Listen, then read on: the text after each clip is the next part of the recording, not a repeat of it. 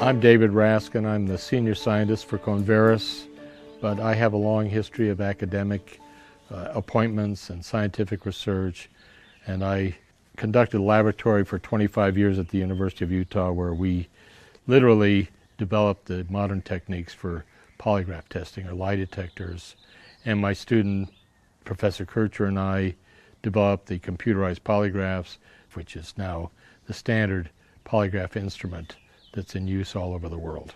Well, I'm a psychophysiologist by training, and polygraphs are an application of psychophysiology. You measure the same kinds of measurements you use in psychophysiological research. Psychophysiology is a science in which we attempt to make inferences about psychological processes and mental states by measuring bodily reactions, knowing how those reactions are generated, and then can make inferences about the psychological states that cause those reactions. So polygraph is an application of that. And I was asked by an attorney once to help him on a capital case with a polygraph test. He knew nothing about it.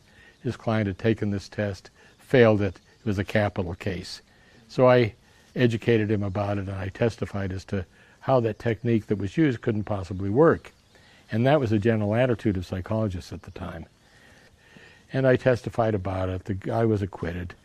But it got me interested, and I thought, well, you know, this is not very good. If people are using this for law enforcement purposes, we ought to do the research to show it doesn't work, put it to rest once and for all, because there wasn't any research. So I started doing research and found there are different techniques than that one, and we did the research on the one that's most often used, the comparison question test, and discovered it worked reasonably well. Not great, but better than chance. So I thought, well, if they're using it for law enforcement and government purposes, then we should improve it. So I spent the next 25 years in my laboratory doing that. And that's how we ended up developing all these different techniques, question protocols, computer analysis, better recording techniques, and better instrumentation. I became involved with the science team for EyeDetect about 5 or 6 years ago, I think, because Dr. Kircher told me about it, and the company that was initially formed got a license from the University of Utah, and I was asked to become the senior scientist because I had a lot of experience in the field. I had many connections that would be helpful in popularizing the technology, showing people how it works.